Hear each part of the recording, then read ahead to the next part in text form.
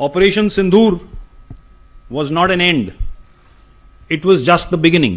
खदशे का इजहार किया जा रहा है कि फिर से पाक भारत जंग हो सकती है और ये माजी की निस्बत इसके नतायज बहुत खतरनाक निकलेंगे और बड़े पैमाने पे हो सकती है। प्रधानमंत्री नरेंद्र मोदी ने सोशल मीडिया प्रोफाइल पिक बदल दी है। पीएम ने ऑपरेशन सिंदूर की तस्वीर लगाई है। नाज़रीन, यहाँ पे आपको ये पता चले इस वक्त पाकिस्तान की फौज मुकम्मल तौर पे हाई अलर्ट कि हमारे आर्मी चीफ परेशान रहे और परसों रात वो सारी जागे रहे और मेरी इतलात में वो कल रात भी सारी जागे रहे हैं। और अभी थोड़ी देर पहले ही हमने देखा गृह मंत्री अमित शाह ने भी अपनी डीपी चेंज कर दी है। ये क्यों ऐसे वक्त में बातें आ रही हैं? ये खतरनाक बात है। तो ये सारे जंग के ट्रिगर्स हैं। नाज़रीन, इस वक्त वादी नीलम कैरन सेक्टर से तशवीशनाक खबरें आ रही हैं। इसके साथ ही साथ बॉर्डर चेक पोस्टों पर सुर्ख झंडों का लगाया जाना एक नई जंग का वाज़े इशारा है। Indian army hosted a red flag on their post and warned the enemies. सूरत हाल भी तो फर्क है ना, इधर इजराइल और वो भी तो बैठे हुए हैं, वो भी तो आंखें लगा के बैठे हुए हैं। पाकिस्तान क्यों फिक्रमंद है? इसी वजह से तो फिक्रमंद है। भारतीय जो चेक पोस्ट हैं, भारतीय जो दिफाई पोस्टें हैं, वहां पर उन्होंने नाज़रीन सुर्ख परचम जो है वो लहरा दिए हैं। आपको लगता है कि ईरान के बाद पाकिस्तान की बारी है? जंग का खतरा तो हमेशा रहेगा। मुझे लगता नहीं है, मुझे यकीन है।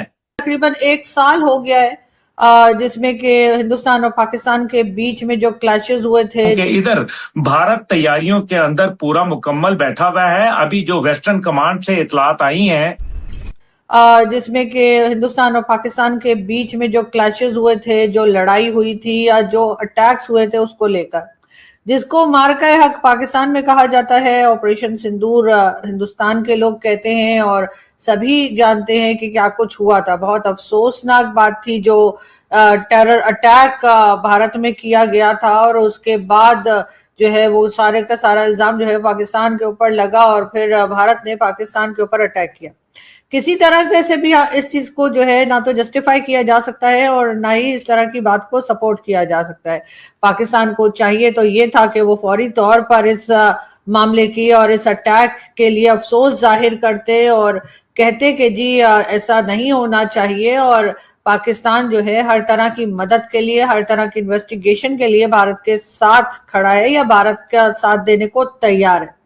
लेकिन उससे बजाय जो है वो हुआ ये कि दोनों तरफ जो है वो तल्खियां या कह लीजिए कि कड़वाहट बढ़ती चली गई और अटैक शुरू हुए और उसके बाद ये हुआ कि बीच में 4 दिन के बाद जो है ये लड़ाई जो है वो बंद हुई। भारत की तरफ से कहा गया कि जी पाकिस्तान में टेरर कैंप है जिसके ऊपर उन्होंने अटैक किया। इससे पहले ईरान ने भी यही कहा था कि पाकिस्तान में टेरर कैंप है और उसके बाद जो है कई बार ये बात अफगानिस्तान भी कह चुका है और अफगानिस्तान कहता है कि पाकिस्तान की तरफ से टेररिज्म हो रही है, पाकिस्तान कहता है अफगानिस्तान की तरफ से पाकिस्तान में टेररिज्म हो रही है।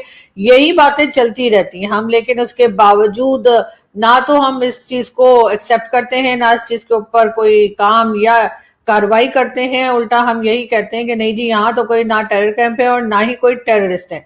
तो फिर आखिर यूएन डेजिग्नेटेड टेररिस्ट लिस्ट में हमारे ही लोगों के नाम इतने ज्यादा क्यों हैं? वहां पर भी आवाज नहीं उठाते। अब तो डोनाल्ड ट्रंप से बहुत बातचीत हो गई है, डोनाल्ड ट्रंप बहुत पाकिस्तान को फेवर देने लगे हैं, तो कम से कम हमारे यहाँ से जो लोग डोनाल्ड ट्रंप के यहाँ लंच डिनर या ब्रेकफास्ट करने जाते हैं उनको इतना काम तो करना ही चाहिए कि वो डोनाल्ड ट्रंप से कहें कि जी हमारे जो मासूम लोग हाफिज सईद और मसूद अजहर या इस किस्म के लोग दूसरे जो जिनके नाम जो है वो टेरर वहां पर यूएन में एज अ डेजिग्नेटेड टेररिस्ट लिखा हुआ है, कम से कम उनके नाम ही हटा दीजिए।